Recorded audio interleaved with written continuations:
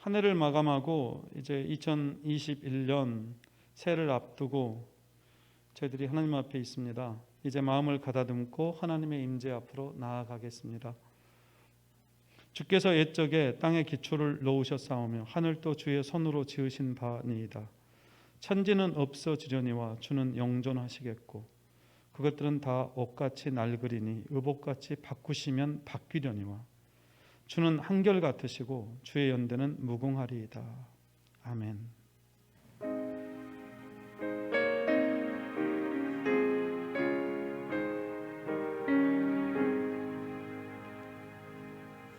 하나님, 한 해를 보내고 새해를 맞이하는 이 뜻깊은 시간에 저희로 깨어서 하나님 앞에 있게 하셔서 감사합니다. 지난 시간들 돌아보면 저희 안에 연약함 있습니다.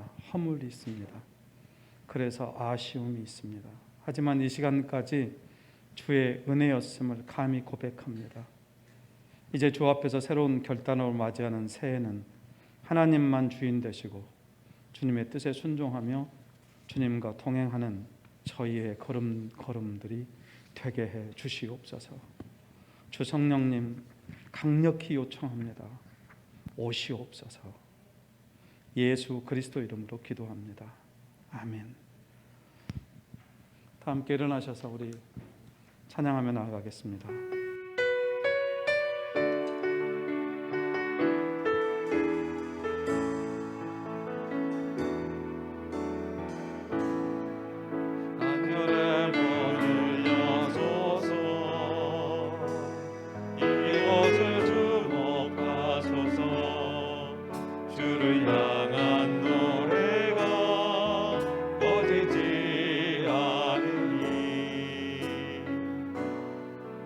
하늘을 열어보소서.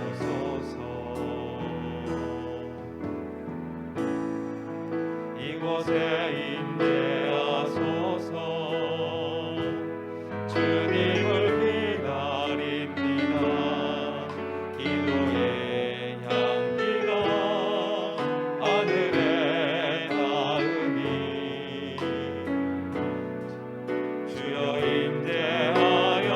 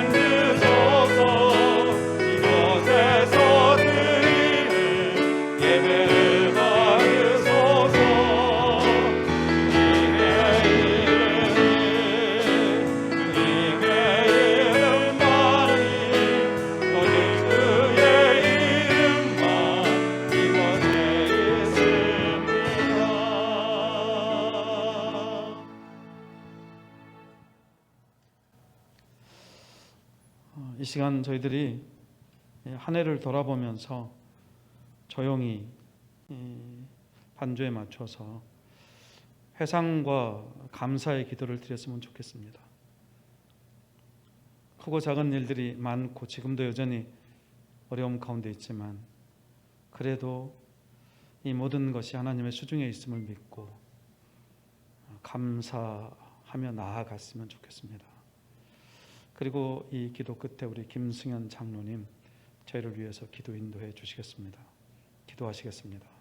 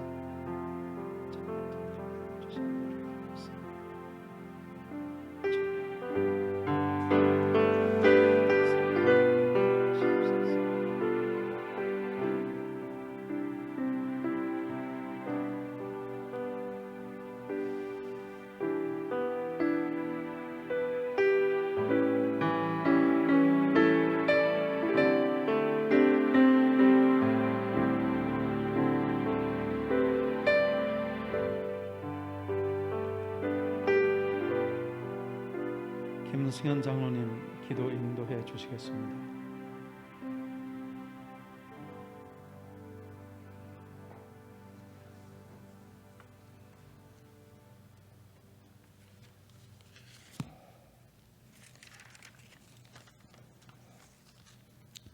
우리의 주인 되시고 인류의 모든 역사를 주관하시는 아버지 하나님, 다사다난했던 한 해를 보내고 새해를 맞이하는 이 시간, 부족한 저희들 성구 영신 예배를 주님 앞에 나와 동영상으로 들을 수 있도록 인도하여 주심을 감사드립니다. 지난 한 해를 되돌아보니 한 해의 시작이 엊그제 같은데 어느새 올해의 마지막 날이 되었습니다. 올 한 해도 코로나 질병으로 인하여 힘들고 지치고 쓰러지고 넘어져도 저희들을 늘 붙잡아 이렇게 세워주시고 인도하여 주신 것, 주님의 은혜와 사랑 아니고는 살 수 없었음을 이 시간 고백합니다. 이제 새로운 각오와 결심을 가지고 주님 앞에 나와 한 해를 보내고 새해를 맞이하오니 저희들의 심령을 변화시켜 주시고 새해에는 주님의 품에서 보호받는 살게 하여 주시옵소서. 우리의 구원자가 되시는 주님, 밝아오는 새해에는 저희들의 가정과 건강을 지켜주시고 경영하는 사업장이나 직장에서 축복받게 하시고 신수계의 모든 성도들이 주님의 은혜를 충만히 받는 한 해가 되게 인도하여 주옵소서. 폭풍이 불더라도 막다른 골목에 설지라도 주님의 손을 놓지 않게 하옵소서. 새해는 오직 주님만 의지하며 살게 하여 주옵소서. 오늘부터 하루하루 주님의 말씀으로 채우게 하시고 남들에게 기쁨을 주는 날들이 되게 인도하여 주옵소서. 주님의 사랑하는 눈을 주셔서 모든 것을 긍정적으로 보게 하시고 사랑과 소망을 보게 하여 주시옵소서. 주님의 자비로운 길을 주셔서 이웃의 아픔 소리를 듣게 하시고 함께 아파하게 하시고 주님의 능력의 입을 주셔서 기쁜 소식을 전하며 찬양하며 희망을 속삭이며 사랑을 전하게 하여 주시옵소서. 새해는 우리 담임 목사님과 함께 하셔서 항상 말씀의 능력을 주시고 육신의 건강을 주시고 가정의 축복을 주시옵소서. 이 시간 저희들의 말씀을 선포할 때 새해를 출발하는 저희 성도들의 주님께서 지혜와 말씀, 생명의 말씀, 소망의 말씀, 축복의 말씀이 되게 인도하여 주시옵소서. 새날과 새해를 열어주시는 예수 그리스도의 이름으로 기도드립니다. 아멘.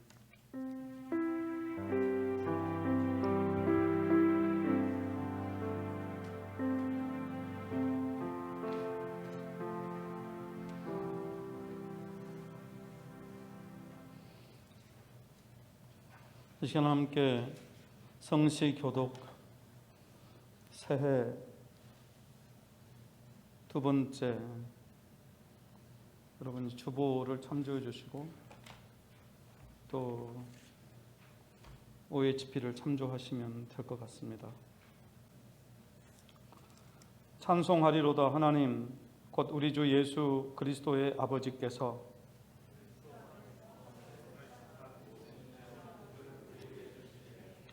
곧 창세전에 그리스도 안에서 우리를 택하사 우리로 사랑 안에서 그 앞에 거룩하고 흠이 없게 하시려고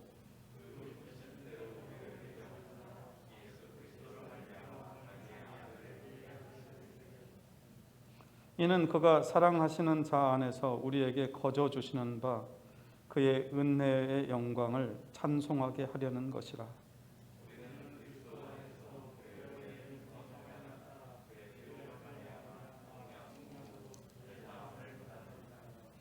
이는 그가 모든 지혜와 총명을 우리에게 넘치게 하사 그 뜻의 비밀을 우리에게 알리신 것이요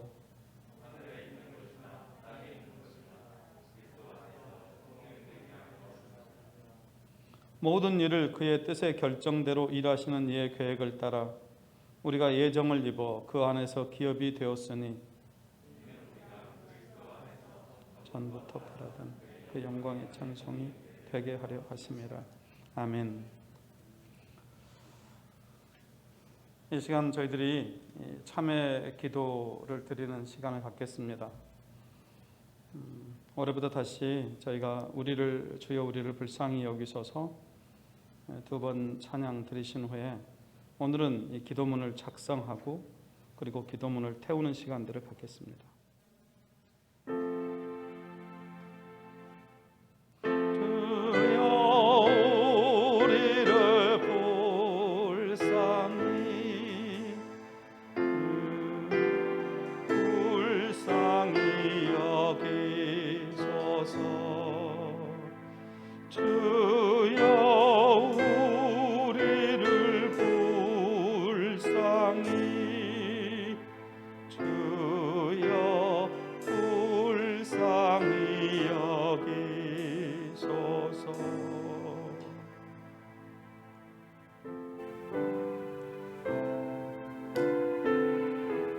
여러분들이 받으신 종이 쪽지를 여러분들이 지금 이제 받으시고 거기에 여러분들이 회개한 죄악들은 기록하지 마시고 아직 해결되지 않은 것들은 낱낱이 기록하는 시간을 갖겠습니다.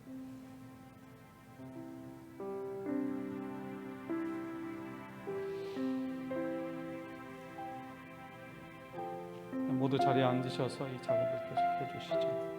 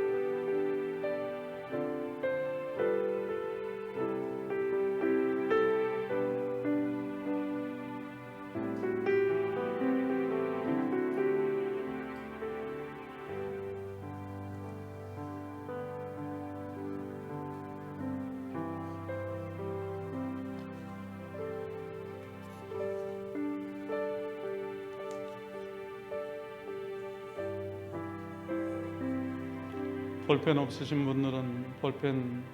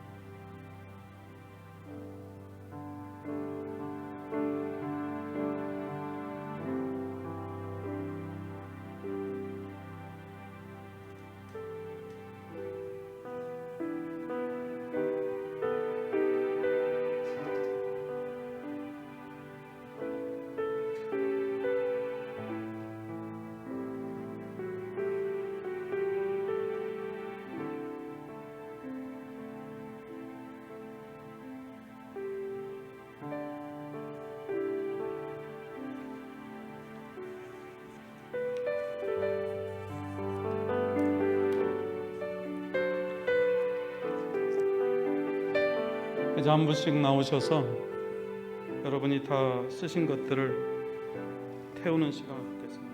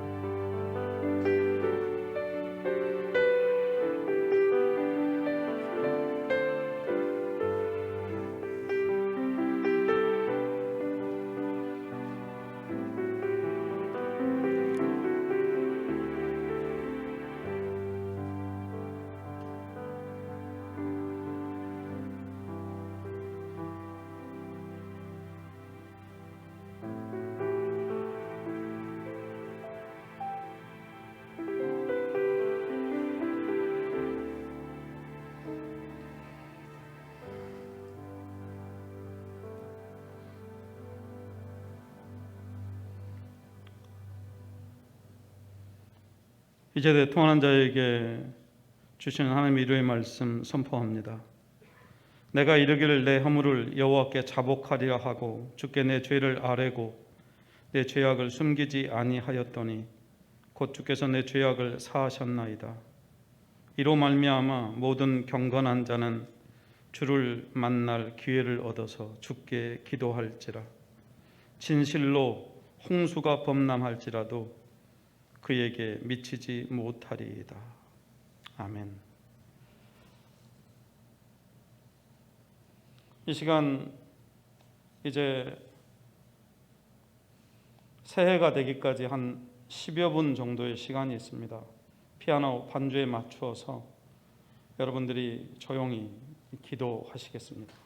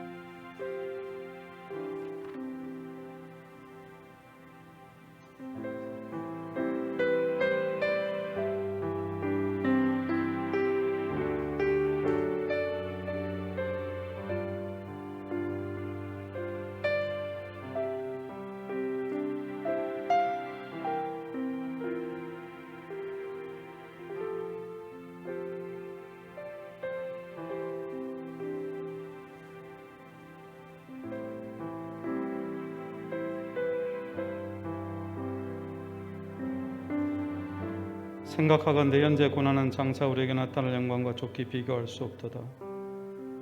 피조물이 고대하는 바는 하나님의 아들들이 나타나는 것이니 피조물이 허무한데 굴복하는 것은 자기 뜻이 아니요 오직 굴복하게 하시는 이로 말미암음이라. 그 바라는 것은 피조물도 썩어짐의 종로로 탐 데서 해방되어 하나님의 자녀들의 영광의 자유에 이르는 것이니라. 피조물이 다 이제까지 함께 탄식하며 함께 고통을 겪고 있는 것을 우리가 아느니라. 그뿐 아니라 또한 우리 주 우리 곧 성령의 처음 익은 열매를 받은 우리까지도 속으로 탄식하여 양자될 것 곧 우리 몸의 속량을 기다리느니라. 우리가 소망으로 구원을 얻었음에 보이는 소망이 소망이 아니니 보는 것을 누가 바라리요. 만일 우리가 보지 못하는 것을 바라면 참음으로 기다릴지니라.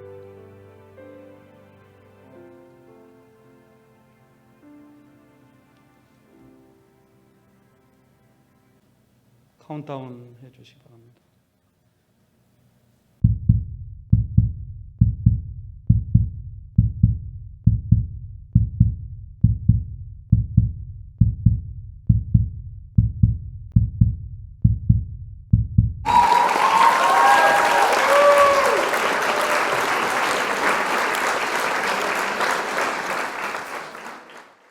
네, 보통은 세상이 열부터 세는데요. 우리는 하나도 안 세고 이렇게 맞이했네요. 자, 우리 서로에게 한번 인사를 나누겠습니다. 네, 새해가 되었습니다. 네, 우리 주님과 동행하는 그런 2021년 되시기를 주님의 이름으로 축복합니다. 네, 혹시 2021년이 무슨 년, 무슨 동물이 상징인지 아십니까? 2021년은 저희 아내가 61년생이기 때문에 신축년입니다.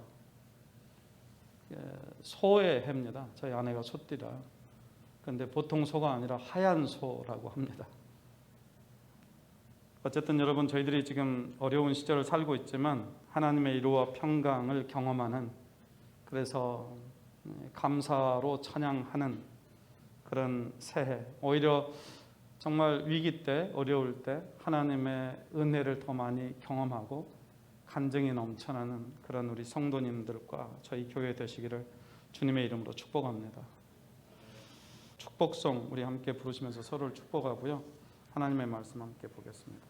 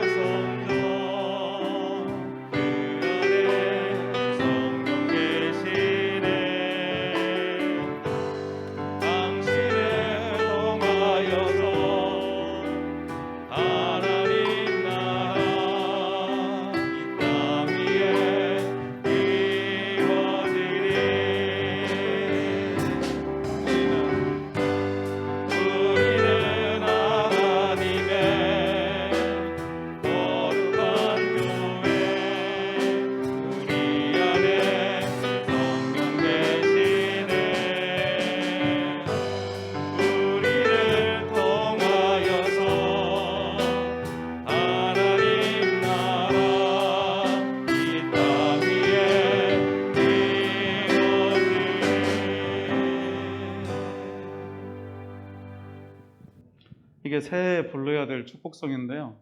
그동안 우리한테 보급하지 않고 갑자기 불러서 아마 조금 당황했을 겁니다. 오늘 아마 여러분들이 저희들이 올렸어요. 올려서 좀 이렇게 익숙해질 수 있도록 유튜브하고 곡을 올렸기 때문에 여러분들이 그걸 좀 참조해 주시면 좋겠습니다. 먼저 여러분들이 그 새해 들어서 오늘 이렇게 성구영신 예배에 참석해 주신 것을 감사하고, 또 가정에서 이 예배에 참석하신 우리 성도 여러분들 모두에게 감사드립니다. 신년 통독 특별 새벽 기도회가 4일부터 9일까지 새벽 5시 30분에 본당에서 진행됩니다. 기도 순서 여러분이 참조해 주시고요. 금요 기도회는 지금 특별 새벽 기도회로 인해서 모이지 않습니다. 신년 감사 주일, 첫째 주일 3일은 비대면 영상 예배로 드려집니다. 저희들은 토요일 날 예전처럼 그렇게 그 시간에 모여서 예배 드리도록 하겠습니다. 이제 우리 하나님의 말씀 우리가 함께 보겠습니다. 하나님의 말씀은 창세기 46장 1절로 7절 말씀입니다. 창세기 46장 1절로 7절 말씀.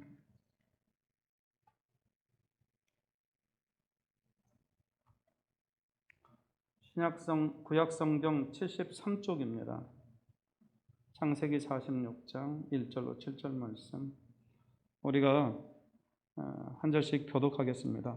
이스라엘이 모든 소유를 이끌고 떠나 브엘세바에 이르러 그의 아버지 이삭의 하나님께 희생제사를 드리니 그 밤에 하나님이 이상 중에 이스라엘에게 나타나 이르시되 야곱아 야곱아 하시는지라. 야곱이 이르되 내가 여기 있나이다 하나. 하나님이 이르시되 나는 하나님이라 내 아버지의 하나님이니 애굽으로 내려가기를 두려워하지 말라. 내가 거기서 너로 큰 민족을 이루게 하리라. 내가 너와 함께 애굽으로 내려가겠고 반드시 너를 인도하여 다시 올라올 것이며 요셉이 그의 손으로 내 눈을 감기리라 하셨더라.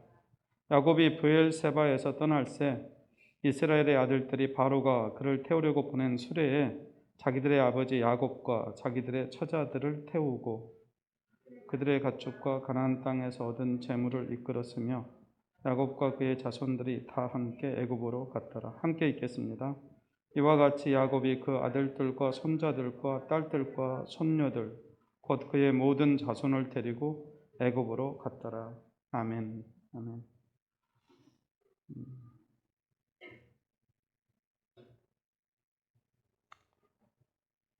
제가 그 로버트 프로스트의 그 시를 전에도 한번 소개한 적이 있습니다. 가지 않은 길이라고 그렇게 번역되어진 시죠. 우리에게 잘 알려지고 또 애송되는 그런 시입니다. 전문이 이렇습니다. 노란 숲속에 길이 두 갈래로 나섰습니다. 나는 두 길을 다 가지 못하는 것을 안타깝게 생각하면서 오랫동안 서서 한 길이 굽어 꺾여 내려간 데까지 바라볼 수 있는 데까지 멀리 바라다 보았습니다. 그리고 똑같이 아름다운 다른 길을 택했습니다. 그 길에는 풀이 더 있고 사람이 걸은 좌치가 적어 아마 걸어야 될 길이라고 나는 생각했던 게지요. 그 길을 걸음으로 그 길도 거의 같아질 것이지만 그날 아침 두 길에는 낙엽을 밟은 좌치는 없었습니다. 나는 다음 날을 위하여 한 길은 남겨두었습니다. 길은 길에 연하여 끝없으므로 내가 다시 돌아올 것을 의심하면서 훗날에 나는 어디선가 한숨을 쉬며 이야기할 것입니다. 숲속에 두 갈래 길이 있었다고. 나는 사람이 적게 간 길을 택하였다고. 그리고 그것 때문에 모든 것이 달라졌다고. 로버트 프로스트는 노란 숲속에 길이 두 갈래로 나섰습니다 라는 말로 그의 시를 시작합니다. 이는 그가 지금 인생의 중요한 기로에 서 있다라고 말하고 있는 것입니다. 갈림길이 그렇습니다. 한 가지 길을 선택하면 다른 한 가지 길은 포기할 수밖에 없죠. 하지만 가보지 않은 길에 대한 미련은 누구에게나 있습니다. 그래서 오랫동안 서서 한 길이 굽어 꺾여 내려간 데까지 바라볼 수 있는 데까지 멀리 바라다 보았다. 그렇게 시는 노래하고 있습니다.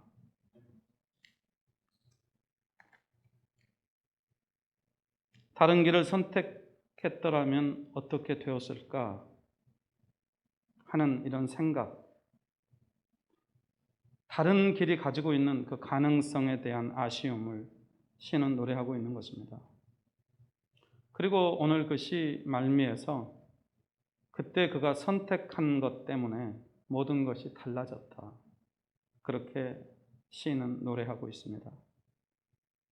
우리는 내일 일을 잘 모릅니다. 특별히 2020년 올해 한 해를 살아오면서 정말 그렇다. 모두들 다 동의할 것입니다.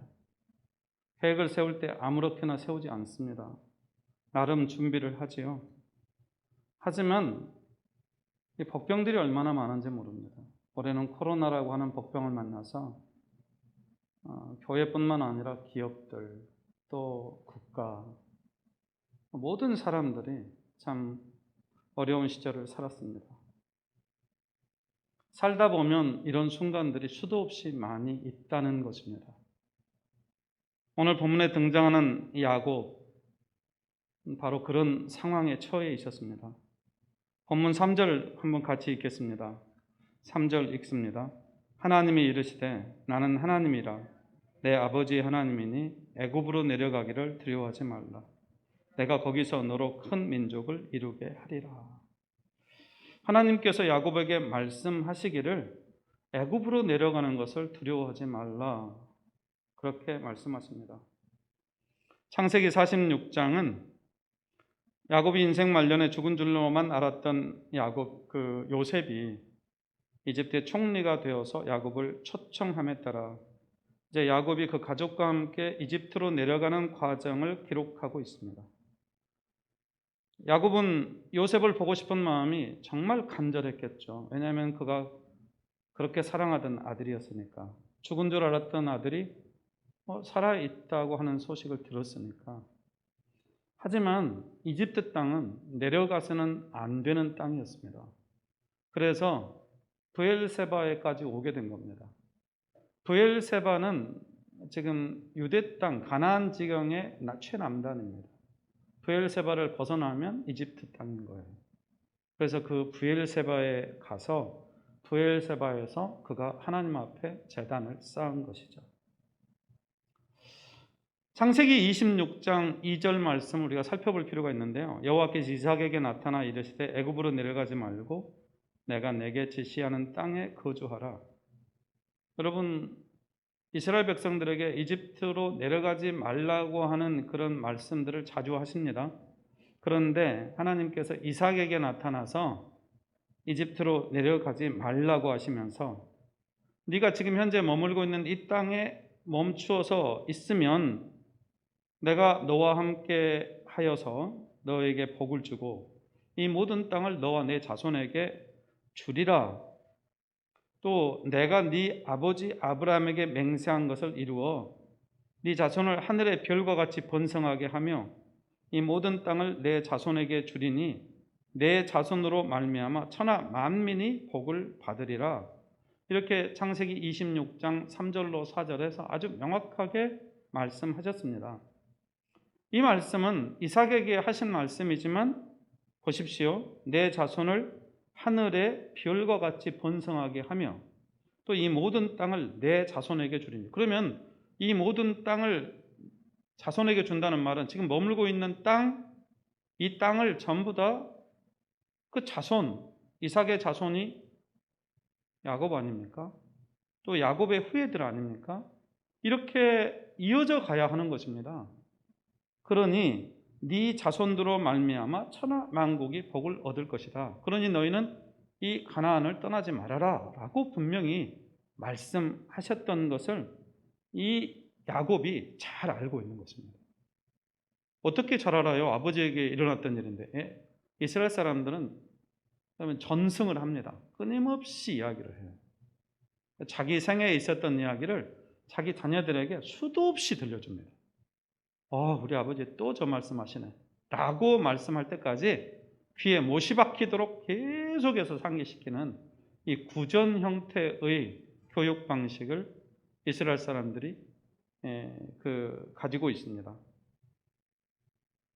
그러니까 야곱의 할아버지 아브라함이 가나안에 기근이 들었을 때 이집트로 내려갔다가 어떤 어려움을 겪었는지 이도 할아버지를 통해서 또 아버지를 통해서 아주 귀에 못이 박히도록 들었습니다.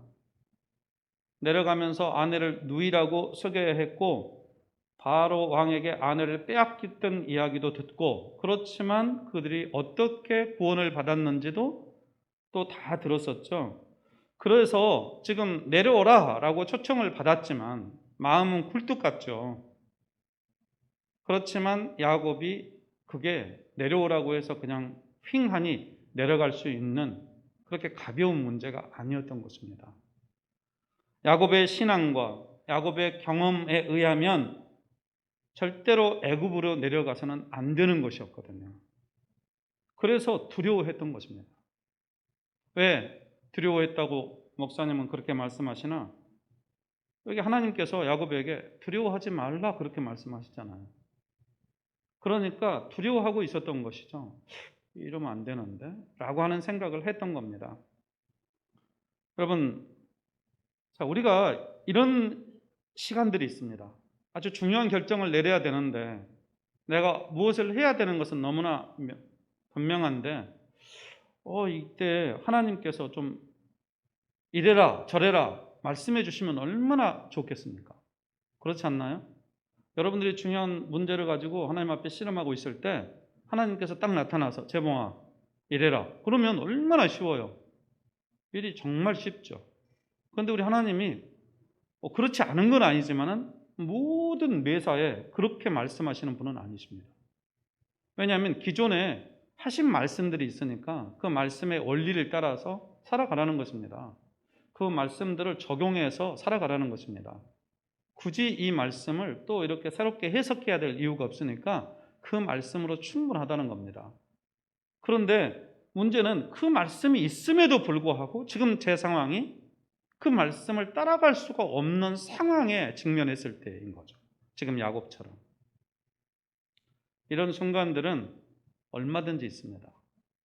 말씀해 주시든지 아니면 우리에게 아주 선명한 기준이 있어가지고 그냥 그 기준을 딱 따라가게 하든지 그러면 일이 쉬워지죠. 그런데 그렇지 않습니다. 하나님께서 만일 그런 식으로 일한다면 우리와 하나님과의 관계가 성숙해질 수가 없죠. 모든 것이 기계적이 되고 여러분 우리 하나님이 우리의 사정들을 헤아려 주지 않으면 우리가 어떻게 그 하나님을 제대로 섬길 수가 있겠습니까?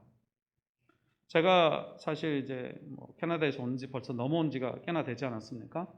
하지만 캐나다에서 살면서 조금 우리하고 다른 것이 있었던 게 뭐냐면 우리가 어떤 문제를 가지고 법원에 설 때가 있습니다. 잘 아는 대로 무슨 벌금 티켓 하나를 가지고도 내든지 아니면 법원에 서든지 둘 중에 하나를 해요. 자기 사정이 억울하다라고 생각하면 법원에 설 수 있어요. 그러면 자기가 왜 그럴 수밖에 없었는지를 이야기를 하면요. 그 판사가 그 사정들을 듣습니다. 들어보고 그럴 수 있다고 생각이 되어지면 그걸 받아들여줘요. 저는 한국 사회에 살면서 그런 경험을 안 해봤기 때문에 야 이거 참 정말 참 다르다 여기 사회가. 그냥 어기면 벌금 내리면 되는데 그렇게 하지 않구나. 사정을 헤아려 들어보고 이 불편한 과정을 좀 겪지만 그 사정들이 뭔지를 들어보고 헤아려 주려고 하는구나 라고 하는 생각을 하게 되었습니다. 이 경험이 저한테는 이 캐나다 사회의 이 시스템에 대해서 생각해 보게 만드는 아주 좋은 그런 사례였습니다. 하나님도 그렇습니다. 정해놓고 법을 딱 정해놓고 이거 어기면 그냥 너희들 죽어. 그러면 여러분 그 하나님을 어떻게 저희들이 알아갈 수가 있겠습니까? 죽을 수밖에 없는 형편이지만 하나님은 우리에게 와서 너 왜 그랬니? 라고 질문하시고 또 그때는 제가 이러이러해서 이러했습니다. 라고 말씀하시면 그래 네가 그럴 수도 있겠구나 라고 이런 과정을 거치면서 뭐가 쌓입니까? 경험이 쌓이고 신뢰가 형성되는 거더라고요. 하나님도 우리가 모든 일들을 통해서 그렇게 하나님을 알아가기를 원하시기 때문에 여러분 저와 여러분을 무슨 하나님이 일을 하기 위한 도구로 그냥 기계적으로 불러서 그거 하면은 복 주고 안 하면 그냥 벌 받고 이런 식의 하나님이 아니라고 하는 것이죠. 여러분 저와 여러분이 일보다 중요해요. 하나님에게는. 일이 중요한 게 아니라 저와 여러분이 더 중요한 거예요. 여러분, 이 믿음이 저희에게 꼭 필요한 믿음인 줄 압니다. 하나님을 그렇게 신뢰해야 돼요. 하나님은 어떤 일을 이루시는 것도 중요하지만 그 일을 이룸에 있어서 당사자인 우리를 훨씬 그 일보다 중요하게 여기신다. 여러분, 이 믿음이 생기면 그분을 의지하기가 가능해요. 그분이 좀 어려운 말씀을 하셔도 그래, 저분은 저런 분이니까 내가 저 하나님을 내가 믿어드릴 수가 있지 라고 하는 신뢰가 가능해지는 것이죠. 이런 것들은 여러분 정말 삶의 경험들을 통해서 이루어지는 것입니다. 하나님은 무슨 말이냐? 저와 여러분이 하나님의 사람이 되어가는 것을 훨씬 더 중요하게 여긴다는 말입니다. 어떤 일보다도. 좀 더 자세히 설명하자면 여러분 어떤 일을 저희가 정해진 기한 안에 이렇게 일을 처리합니다. 그런데 일을 정해진 기한 안에 마쳐야 되는데 마치지 못할 때가 있죠. 하면 여러분 건축 어떤 맡겨진 일이 그 시한 안에 딱딱딱 맞춰지면 좋겠지만 그렇지 못할 때 실제로 제가 그 일을 감당하기에 너무 부족하고 연약하다는 것이 정말 깨달아진다면 그 사람이 어떤 태도를 취하겠습니까? 하나님 앞에서 납작 엎드려가지고 하나님 저는 진짜 이 일이 이렇게 이런 기한 안에 마칠 수 있는 그런 능력을 가진 사람이 아닙니다. 저는 그런 능력이 저한테 없는 것 같아요. 정말 부족합니다. 하나님 앞에 엎드려 구하지 않겠습니까? 무슨 말이냐면 이 문제를 가지고 하나님 앞에 씨름하지 않겠느냐 그런 말입니다.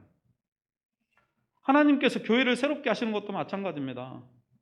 교회를 새롭게 하시는데 여러분 생각해 보십시오. 우주를 6일 만에 창조하셨어요. 그러면 이 교회 새롭게 하는데 시간이 얼마나 걸리겠습니까?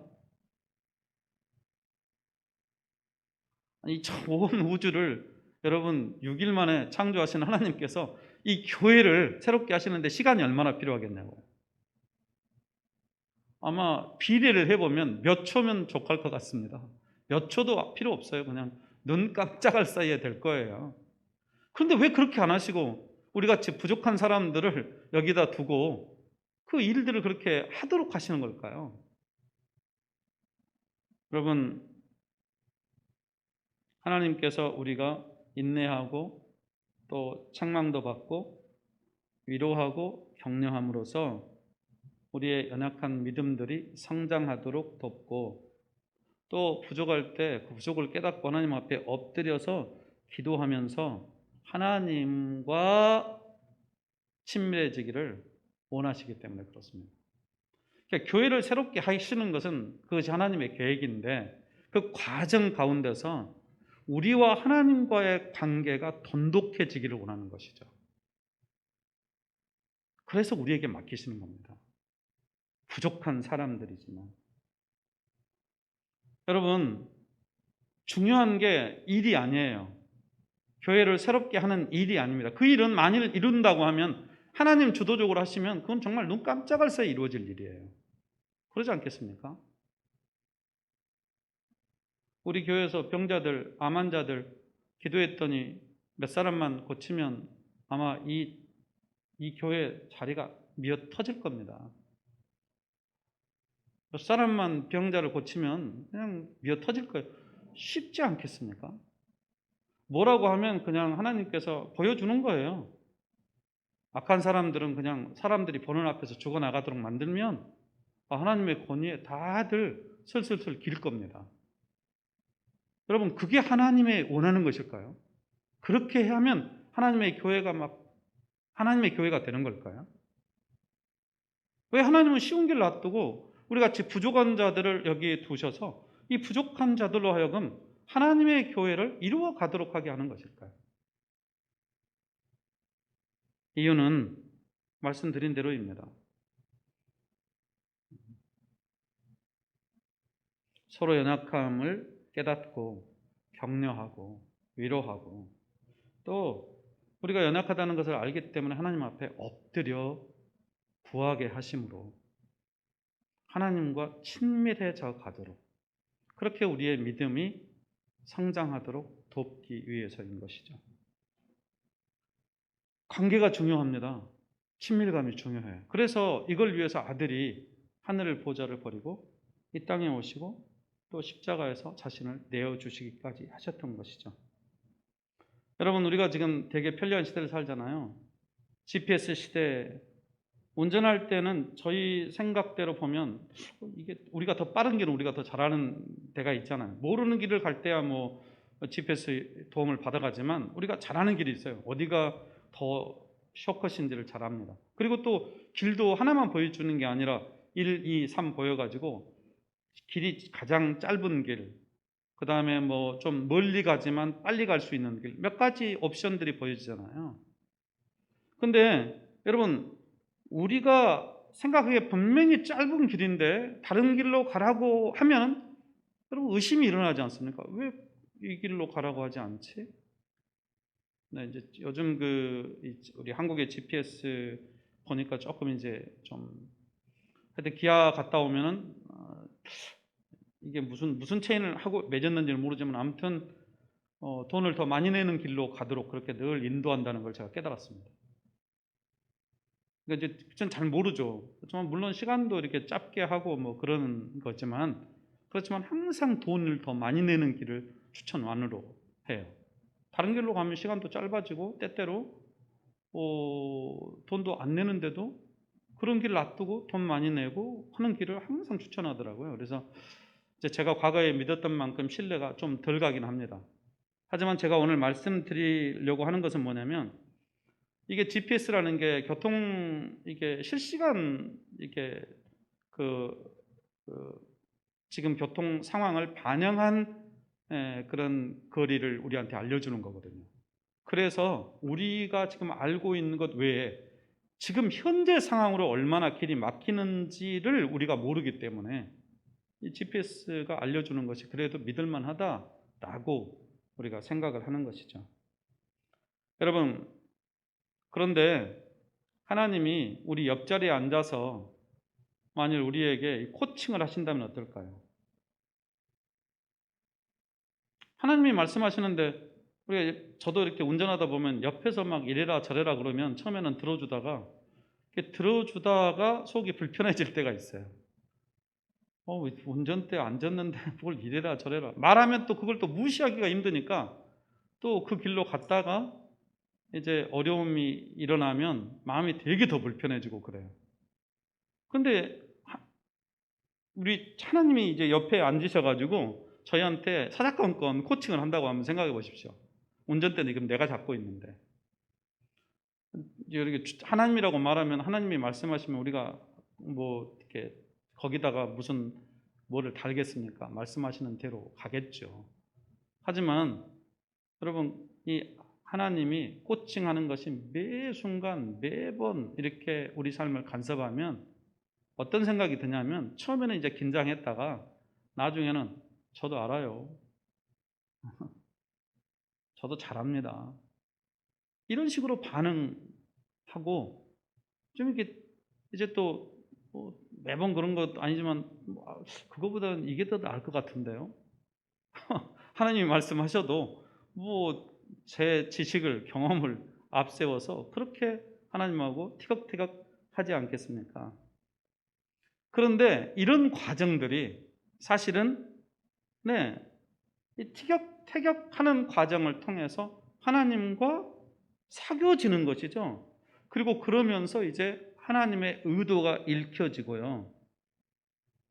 여러분, 기도하면서도 그렇지 않습니까? 기도하면서도 갈등이 될 때가 얼마나 많습니까? 응답하지 않으실 때가 많아요. 우리가 요즘 시편 지금 새벽으로 묵상하는데 다윗이 얼마나 답답했으면 하나님 언제까지 얼굴을 숨기시려고 합니까? 얼마나 답답했으면 그런 말을 했겠어요. 하나님, 지금 그렇게 얼굴을 숨기셔야 할 때가 아닙니다. 하나님이 지금 응답해 주셔야 할 때죠. 상황이 저렇게 여유가 있는 상황이 아니라는 겁니다. 근데 하나님은 침묵하실 때가 있거든요. 철저히. 내가 정말 죽게 되었는데 정말 응답이 필요한 시점에 하나님이 침묵하시는 하나님의 침묵의 시간이 있어요. 하지만 성경은 말합니다. 침묵하시는 것 같아도 하나님은 성경에서 응답하지 않으시는 하나님이 아니라 하나님은 응답하시는 하나님이시라. 근데 하나님의 응답을 우리가 알아들을 체리가 없는 거예요. 왜? 지금 목전의 것밖에 보이지 않으니까. 그리고 지금 내가 보는 것밖에는 내가 볼 수가 없으니까. 자, 여러분, 우리가 급한데 너무 느리게 반응할 때 마음이 정말 속이 터지죠. 하지만 이런 과정들이 이렇게 계속 티격태격하고 이런 과정들을 거치면서 뭐가 생기냐면 하나님에 대한 신뢰가 생겨나는 것입니다. 이게 정말 중요한 원리예요. 이집트는 세상을 상징합니다. 그리고 우리가 잘 아는 대로 가나안은 약속의 땅이죠. 당연히 약속의 땅이니까 떠나서는 안 됩니다. 야곱은 그렇게 알고 있었습니다. 그래서 그가 한 일이 있습니다. 오늘 본문 1절에 보면 1절 한번 같이 한번 볼까요? 여러분 1절 같이 한번 읽겠습니다. 이스라엘이 모든 소유를 이끌고 떠나 브엘세바에 이르러 그의 아버지 이삭의 하나님께 희생 제사를 드리니. 그가 지금 하나님 앞에 희생 제사를 드렸다고 한 것입니다. 예배를 드렸다? 뭐 했다는 것입니까? 하나님께 질문했다는 것이죠. 하나님은 여기 떠나지 말라고 말씀하셨는데 제가 지금 우리 가족을 대불고 이집트로 내려가는 것이 옳습니까? 라고 질문했다는 것입니다. 브엘세바 말씀드린 대로 가나안의 최남단입니다. 이집트와 아주 가까운 곳이에요. 여러분, 지금 꿈에도 그리운 아들 요셉이 죽은 줄로만 알았는데 살아있다. 그리고 그 아들이 자기를 오라고 한다 라고 했으니까 그 마음을 여러분 헤아려지시죠? 진짜 굴뚝 같았을 거예요. 그런데도 그는 브엘세바에서 이렇게 딱 멈춰 선 겁니다. 가족들과 함께 오다가 딱 거기서 멈춰 서가지고 하나님 앞에 단을 쌓고 질문하고 있는 거예요. 여기 희생을 드렸다라고 하는 말을 원어로 보면요, 복수로 표현되어 있어요. 뭔 말이냐면요, 지금 이 지속적으로 하나님께 예배를 드렸다라는 말입니다.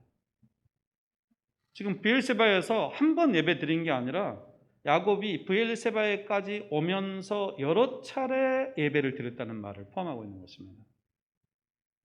왜 그렇습니까? 하나님의 뜻을 알고 싶어서요. 그러면 하나님께서 그때까지 또 만일 말씀을 해주셨으면 브엘세바에서 이렇게 안 했겠죠. 하지만 그때까지 이 브엘세바에서 희생제사를 드릴 때까지도 하나님께서는 정확하게 가라 마라 말씀하지 않으셨던 것입니다. 여러분, 지금은 이 시간 우리에게 모두 정말 특별한 시간이죠. 2020년을 보내는 마지막 시간이니까. 이 시간에 지금 저희들이 무엇을 하고 있습니까? 저희들도 지금 하나님 앞에 예배하고 있습니다. 여러분, 시간이 가는 것 같죠? 시간이 달아집니까? 여러분, 시간이 달아진 거 보셨어요? 시간은 달아진 게 없어요. 시간은 닳지 않습니다. 시간이 가면 누가 닳습니까? 물건이 닳고 저희가 닳죠. 그러지 않나요? 시간이 간다? 어디를 향해서 가는 것입니까? 시간은. 여러분, 우리가 잘 아는 대로 지구는 자전하면서 공전합니다. 한 바퀴 돌면 그게 하루고요. 태양 한 바퀴 돌면 그게 1년이고요. 우리가 그렇게 알고 있습니다. 물론 행성도 나이가 먹습니다. 행성들도 나이가 들면 태양도 나이가 들고 지구도 나이가 들어요. 그래서 언젠가는 영원하지 않죠. 이 행성이 영원히 존재하지 않습니다. 우리 인간에 비해서 오래 존재하는 것은 하지만 영원히 존재할 수 없어요. 우리가 그렇게 알고 있습니다. 여러분, 그런데 시간과 관련해서는 우리가 닳고 있다.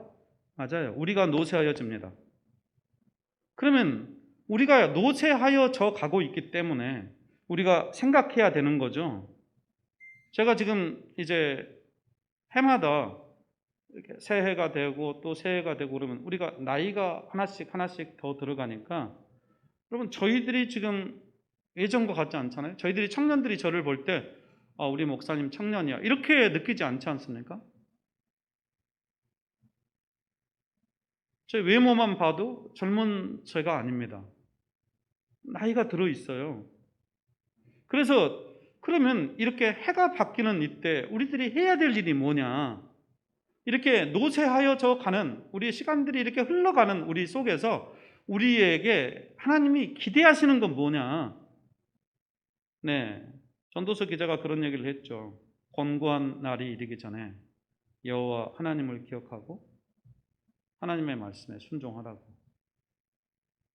야곱은 하나님의 뜻을 확인하기 위해서 지금 계속해서 희생 제사를 드렸던 것입니다.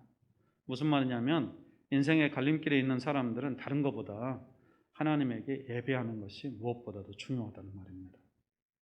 왜냐하면 하나님께 질문해야 되거든요. 갈림길이니까. 내려갈까요? 말까요?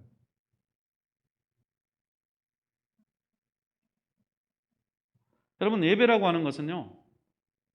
신학적으로는 하나님의 부름에 대해서 우리가 응답하는 그 과정입니다. 근데 하나님의 뜻과 계획에 우리 자신을 내어드리는 사람. 그러면 그러려면 자기를 부인해야죠. 자기를 이렇게 포기해야 되겠죠. 이게 바로 예배 속에 들어있는 내용입니다. 창세기 기자가 야곱이 지금 그런 예배를 브엘세바에서 드렸다라고 말하고 있는 것이죠. 여러분 한자로 바를 정자는요. 한일자의 그칠지로 이루어져 있습니다. 길을 가다가 하나님의 뜻을 알기 위해서 멈춰 서는 것, 그게 바로 예배라는 거죠. 하나님의 GPS, 하나님은요, 우리가 지금 가지고 있는 GPS보다 더 정확하신 분이세요. 저희의 갈 길을 아시고 그것을 예비하시는 분이십니다. 그래서 그분이 가라고 하실 때 이제 내 경험도 내려놓고 내 지식도 내려놓는 것. 그분이 가라고 명령하시는데도 이거 아닌데요? 베드로가 하늘에서 보자기가 내려왔습니다. 그리고는 먹을 수 없는 것들이 가득했습니다. 먹으라 그러니까 베드로가 뭐라고 합니까? 하나님, 저는 이런 것들을 먹어본 적도 없고요. 이거 성경에서 먹지 말라고 한 것들인데 저는 이제까지 한 번도 먹은 적이 없습니다. 그래서 또 내려왔습니다. 먹어라. 내가 정하게 한 것을 네가 부정하다고 하느냐 이렇게 말씀했습니다. 여러분 한번 생각해 보십시오. 성경에는 부정한 것들을 먹으라고 하면 이거는 우리가 들을 때 이거 먹을 수 없는 음식인데 이건 우리가 성경에 분명히 이렇게 기록되어 있는 것인데 먹어서는 안 되는 건데 그러면 지금 이 환상이 어디로부터 오는 거야? 이거 사단이 나를 속이려고 하는 것이야? 여러분 그런 생각 들지 않겠습니까? 근데 그러고 있을 때 문을 두드렸습니다. 그리고는 이방인이 그를 초청하는 것입니다. 어떻게 해야 됩니까? 그때서야 비로소 알게 된 거죠. 만일 이 환상이 없었다면 베드로가 이방인이 자기를 고넬료가 초청했을 때 갈 수 없었을 것입니다. 따라갈 수 없었어요. 절대로 그렇게 갈 수 없죠. 유대인들이 이방인과 접촉할 수 없었습니다. 그런데 하나님께서 이미 환상을 통해서 먹을 수 없는 것들을 먹으라고 한 것이 무엇인지를 비로소 깨닫게 된 거죠. 그리고는 따라가지 않습니까? 갔더니 준비된 사람들이 있었고 하나님의 역사가 베드로를 통해서 이루어졌습니다.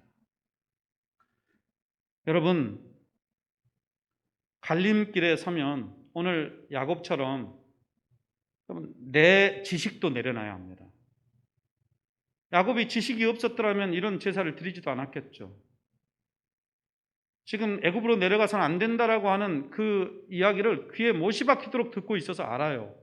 그러니까 지금 주저하고 있는 것입니다. 두려워하고 있는 것입니다. 정말 하나님 한번 봐주세요 이러고 내려갈 수 있는데 그러지 못하는 거예요.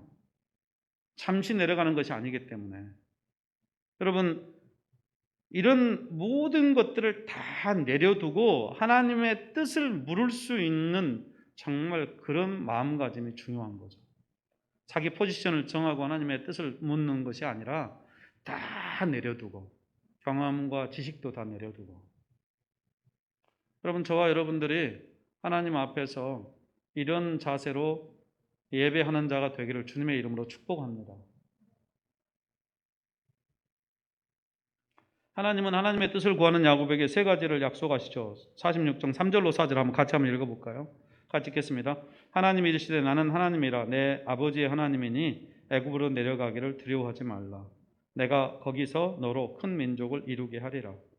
내가 너와 함께 애굽으로 내려가겠고 반드시 너를 인도하여 다시 올라올 것이며 요셉이 그의 손으로 내 눈을 감기리라 하셨더라. 자, 말씀 요약해 보겠습니다. 첫 번째 뭐라고 말씀하셨습니까? 이집트로 내려가는 것 두려워하지 말라. 거기서 큰 민족을 이루겠다. 이집트 절대 내려가면 안 된다고 그랬는데 지금은 또 내려가래요. 내려가가지고 거기서 큰 민족을 내려가는 것만 아니라 아주 거기서 큰 민족을 이루겠다고 하십니다. 두 번째는 뭡니까? 자, 하나님께서 너와 함께 내려가겠다. 그래서 반드시 너를 다시 데리고 오겠다. 여러분, 이게 몇 년 걸립니까? 400년, 430년이에요. 지금 야곱이 가족들을 데리고 내려가서 다시 출애굽할 때까지 살았던 세월이 400년, 430년. 여러분, 고려 왕조가 450년입니다. 얼마나 긴 시간입니까? 그렇지만 시간이 중요하지 않죠? 하나님이 말씀대로 출애굽시키시잖아요. 네. 세 번째, 너는 요셉이 내 눈을 감기리라고 말씀하심으로써 그의 말년이 어떻게 될 거라는 것입니다. 여러분, 누가 내 눈을 감겨준다는 것은 편안히 죽는다는 말입니다. 비록 지금 네가 이집트로 내려가도 너 죽으면 편안할 거다. 왜냐하면 이것이 지금 내 계획이니까 라고 말씀하신 거예요. 자, 근데 여기서 질문이 생겨요. 왜 가나안이 아니라 이집트였을까? 여러분, 이제 이때 우리들이 중요한 게 뭐냐면 신앙인에게는 물리적 공간이 중요하지 않다는 겁니다. 한번 생각해 보십시오. 가나안이 도대체 이집트하고 뭐 다를 게 뭐가 있습니까? 가나안이 종교적으로 거룩한 곳입니까? 여러분, 가나안 땅에 사는 사람들이 얼마나 이방 신들을 섬겼는데요. 문화도 앞장서서 있습니다. 그러니까 문화가 앞장서고 이방 문화를 섬기고 또 우상들을 많이 섬기고, 그래서 내내 그 가나안 정복한 후에도 이스라엘 민족들이 그 우상 숭배 문제 때문에 얼마나 시달립니까? 그러니 무슨 가나안이 이집트하고 뭐 다를 게 있겠어요? 생각해 보십시오. 이런 땅으로 가서 살게 하시려고 하나님이 가나안으로 데려가신가? 여러분, 우리는 가나안을 어떤 특별한 땅으로 이해를 하려고 하는데 그렇지 않다는 것입니다. 그건 물리적 공간이 아니에요. 도대체 하나님께서 가나안에서 기대하시는 건 뭘까? 삶의 방식입니다. 이집트라고 하는 것이 뭘까? 삶의 방식입니다. 이집트는 세상을 대변하는 삶의 방식. 가나안은 이제 하나님의 백성이 광야길을 지내면서 하나님의 백성으로 살아가도록 훈련을 받아서 이제 가나안에서 그 삶을 살아내야 했던 그런 곳이었던 것이죠. 물리적 공간이 아니라 삶의 방식의 문제였어요. 여러분, 저희도 마찬가지 아닙니까? 어떤 사람들은 어떤 공간을 엄청 중요하게 여기는데 아닙니다. 여러분, 하나님이 함께 하시면 그곳이 하늘나라입니다. 여러분의 가정이 하나님 나라예요. 하나님이 함께 하시면. 그렇지만 하나님과 함께 하지 않으면 그곳이 어디가 되겠습니까? 이집트가 되겠죠. 그것이 지옥이 되겠죠. 물론 물리적으로 지옥도 있고 천국도 있습니다. 하지만 지옥과 천국의 차이가 무엇입니까? 하나님이 계시고 계시지 않은 곳의 차이입니다. 하나님이 안 계시면 지옥이 되는 거죠. 아무리 세상에서 물자적으로 풍요롭고 또 뭐 살만하다고 느껴질지 몰라도 여러분, 북이스라엘 시대 아합 왕 시대가 가장 경제적으로 풍요했습니다. 경제적으로 풍요로웠지만 그 시대가 가장 타락한 시대였습니다. 그래서 아합 왕 그 일가를 전부 다 멸해버렸던 이유가 그게 바로 세상이었기 때문에 그렇습니다. 그러니 어디냐? 물리적인 공간이 아니라 지금 내가 하나님과 함께하고 있느냐, 나와 함께 하시는 하나님을 경험하고 있느냐가 우리가 확인해야 될 아주 중요한 관점, 포인트라고 하는 것을 여러분이 기억해야 할 것입니다. 하나님은 이집트에서 이제 이스라엘 백성들을 또 훈련시킬 필요가 있어서 야곱으로 하여금 이집트로 내려가게 하셨던 것이죠. 이집트를 충분히 경험하고, 그리고 이집트에서 여러분 얼마나 잘 사는 곳입니까? 풍요로운 문화 속에서 어느 정도 그들 세상을 경험한 저들이 세상의 속성을 알게 되고, 드디어 저들이 하나님 저희를 구원해 주십시오 라고 말할 때 하나님이 저들을 구원하지 않습니까? 신명기 11장에 보면 두 가지 땅이 소개되어 있습니다. 하나는 이집트 땅이요, 이집트 땅도 풍요로운 땅입니다. 하지만 결정적으로 삶의 방식이 달라요. 너희가 채소밭에 씨를 뿌리고 밭에 물을 대하는 땅, 무슨 말입니까? 내 노력, 내 능력으로 살아내는 땅이라는 것입니다. 이게 세상의 땅이죠. 세상은 늘 우리의 노력, 우리의 능력을 강조하지 않습니까? 그런가 하면 요단을 건너가야 차지해야 할 땅이 있습니다. 그 땅은 여호와께서 돌보시는 땅이죠. 여호와의 눈이 한 해를 시작할 때부터 끝날 무렵까지 그 땅 위에 있다고 말씀하십니다. 이것 삶의 방식이에요. 여호와를 전적으로 의지해야만 살 수 있는 그런 땅이죠. 하나님을 사랑하고 그분을 마음과 영혼으로 섬기면서 신실하게 순종하면 하나님께서 때를 따라 이른 비와 늦은 비를 내려주셔서 곡식과 새 포도주의 기름을 거두게 하시고 서두를 위해서도 들판에 풀이 많이 나게 하실 것이라고 약속하신 땅. 그러니까 신명기 11장이 말하는 땅은 이집트 땅, 가나안 땅입니다. 그런데 우리가 이 말씀을 오해하는 것은, 여러분 사실 신명기 11장이 말하는 땅은 이집트 땅도 아니고 가나안 땅도 아니에요. 말하고자 하는 것은 삶의 방식을 말하고 싶은 것입니다.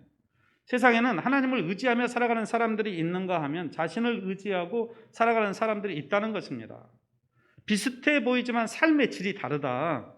풍족하지만 종으로 살아야 하는 삶이 있고, 참 자유를 누리면서 하나님이 주시는 생명을 누리며 사는 삶이 있다. 이렇게 하나님은 말씀하시는 것입니다. 자, 그러면 하나님의 관심이 뭘까? 가나안 땅에서, 여러분, 가나안 땅에서 사는 것이 하나님의 관심일까? 아닙니다, 여러분. 가나안 땅이나 무슨 이집트 땅이 무슨 차이가 있겠습니까? 가나안 땅에서 살아가기에 합당한 사람이 되는 것이 하나님의 관심사입니다. 가나안은 젖과 꿀이 흐르는 땅이 아니에요. 그럼에도 젖과 꿀이 흐른다고 그렇게 표현했던 이유가 무엇입니까? 하나님하고 친밀한 관계 가운데 있으면 그 땅에서 그들은 그런 풍요를 경험하게 될 것이기 때문에 그렇습니다. 하나님의 은혜를 경험하게 될 것이기 때문에 그래요. 여러분, 전쟁사를 우리가 잘 알지 않습니까?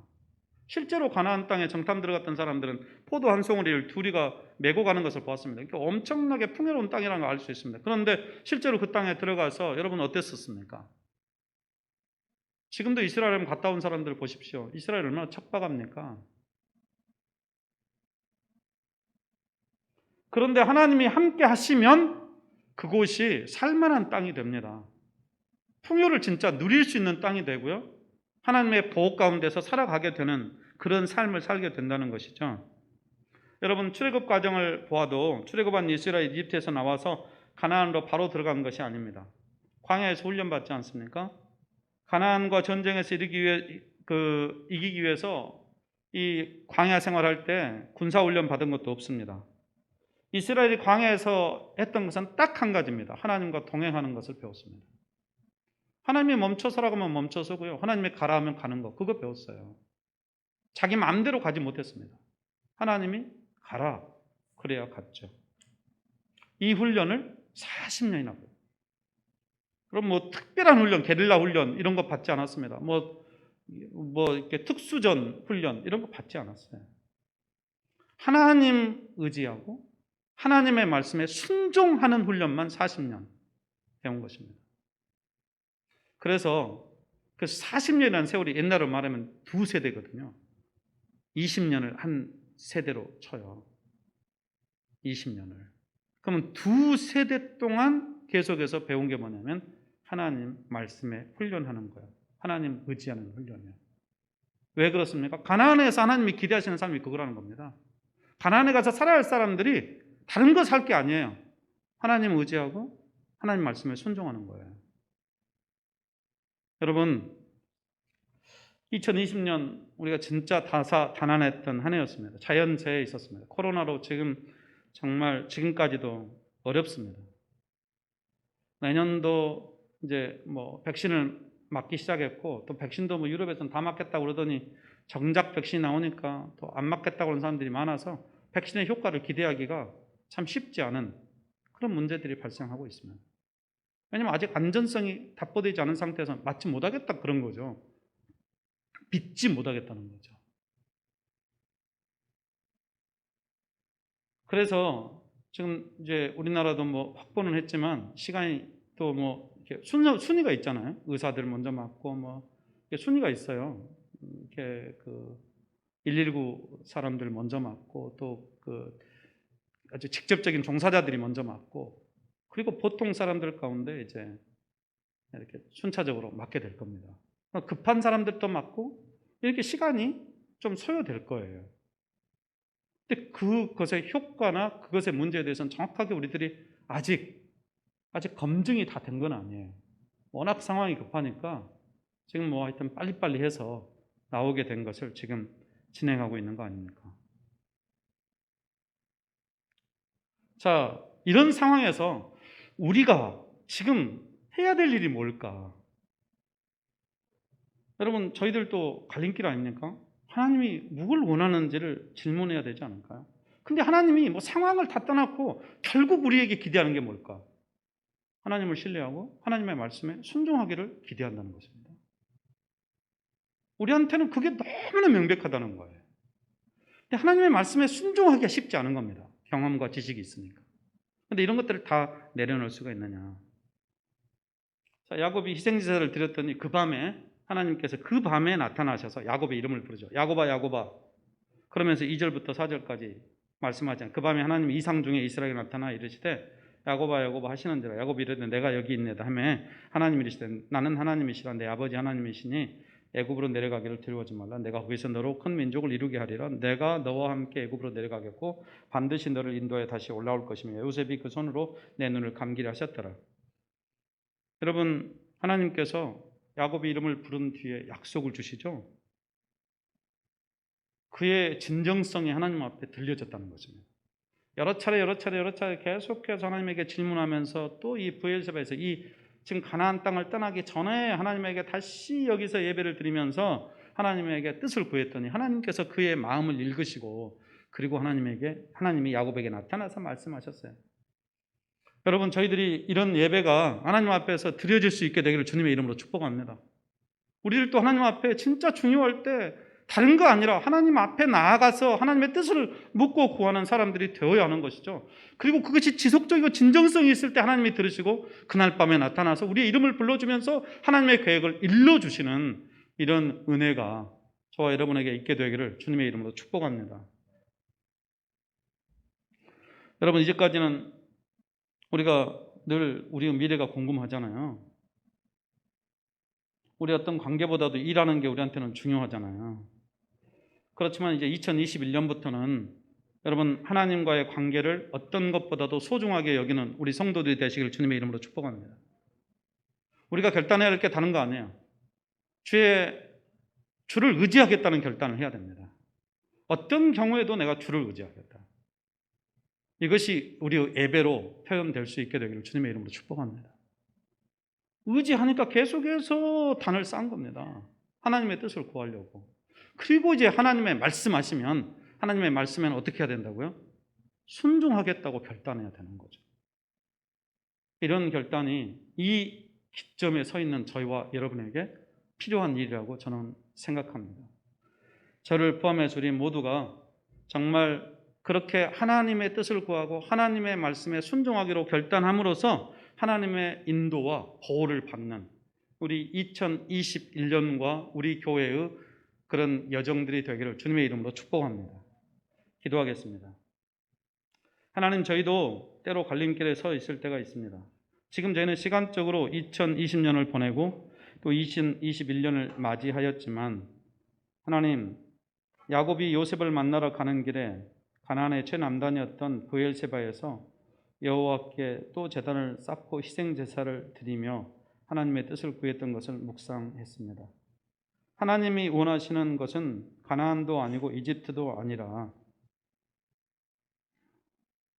하나님의 말씀에 순종하고 하나님을 신뢰하는 것이라고 저희가 듣습니다. 아버지, 저희들도 믿음으로 정말 하나님을 신뢰하는 자들이 되게 도와주십시오. 이것을 어떻게 표현할 수 있을까요? 아버지, 저희들이 예배하는 자로 살아갈 수 있게 도우시기를 소원합니다.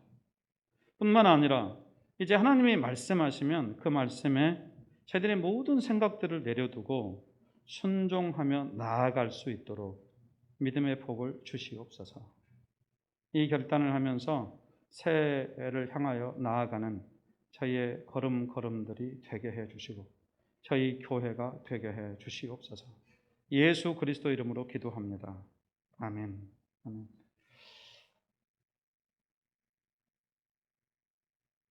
찬송가 552장 아침 해가 돋을 때 1절만 찬양하겠습니다.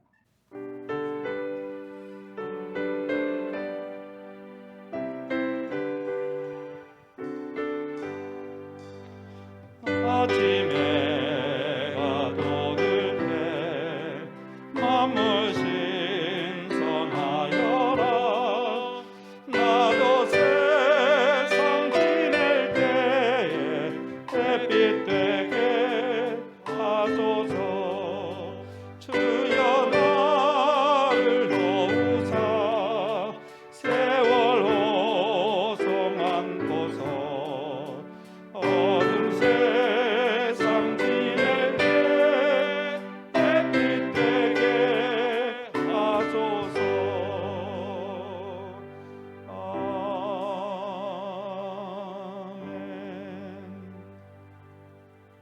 모두 함께 일어나셔서 결단의 찬송 주가 일하시네 라고 하는 찬양 우리 함께 찬양 드리겠습니다.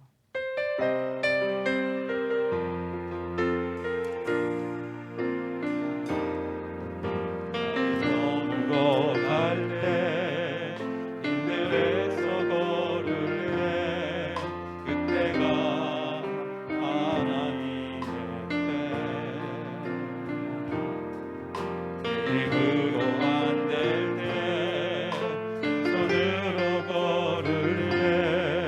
내가 고백해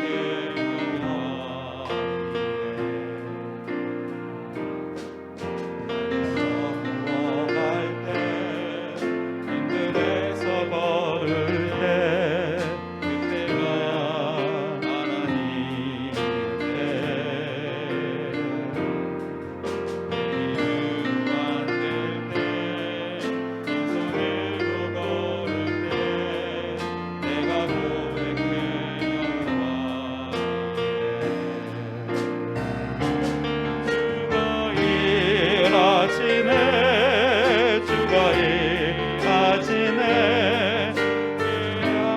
아끼지 않는 자에게 주가 일하시네. 주가 일하시네. 신뢰하며 걷는 자에게. 우리 모인 곳에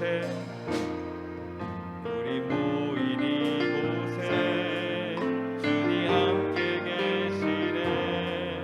우리네 아버지네.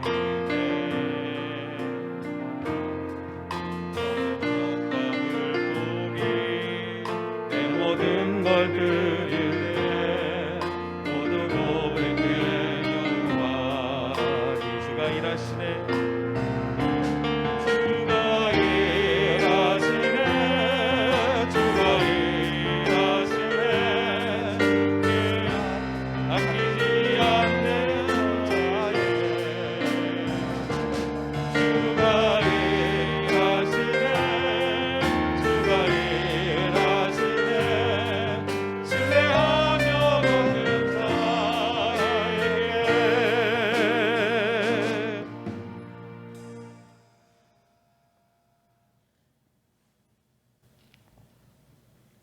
하나님 2020년을 보내고 2021년을 시작하는 이 뜻깊은 시간을 하나님 앞에서 맞이하게 해 주셔서 감사합니다. 무엇보다 뜻하지 않은 코로나로 인해서 어려움이 많았던 한 해, 자연재해도 유독 많았던 한 해를 보내고, 그렇지만 이 모든 것이 하나님의 은혜였음을 고백하면서 겸손히 엎드려 주께 간구합니다. 하나님, 저희의 눈을 열어 주님이 행하시는 일들을 보게 해 주시옵소서. 무엇보다 하나님을 예배하는 예배자로 세워주시고 하나님의 은혜를 기대하게 하시며 약속을 붙들고 하나님과 동행하기 원하는 주의 백성들이 주님의 은혜를 사모하며 하나님 앞에 있습니다. 하나님, 성령을 부어 주시옵소서. 그래서 성령이 임하면 권능을 받고 예루살렘과 온 유대와 사마리아와 땅끝까지 이르러 내 증인이 되리라 하신 말씀처럼 주의 증인들로 서게 해 주시옵소서. 오직 하나님만 의지하고 주의 말씀에 순종하며 주님과 동행함으로 주의 은혜와 하나님의 생명을 이 세상에 흘러내보내는 거룩한 주의 통로들 되게 해 주옵소서. 귀한 예물을 하나님 앞에 엎드려 구별하여 드립니다. 하나님, 드리는 이들의 마음과 정성을 받으시고 하늘의 신령한 복과 땅에서 필요한 복으로 채워주시되 무엇보다 날마다 예수 닮아가게 해 주옵소서. 저희 안에 연약한 지체들이 있습니다. 남궁복희 권사님, 하나님 주님의 품으로 품어주시고 김지만 집사님 그리고 김순갑 집사님 자비를 베푸셔서 온전케 회복되게 하시옵소서. 삶의 문제를 가지고 씨름하는 모든 지체들 주여 기억하고 간섭하여 구원하여 주시옵소서. 이 나라 이 민족 세계를 주님은 붙들어 주시옵소서. 우리 청년들을 보호해 주시고 나라의 부름을 받은 성택이 대원이와 해에 나가 있는 세미 세우리 성훈이를 주여 지켜 주시옵소서.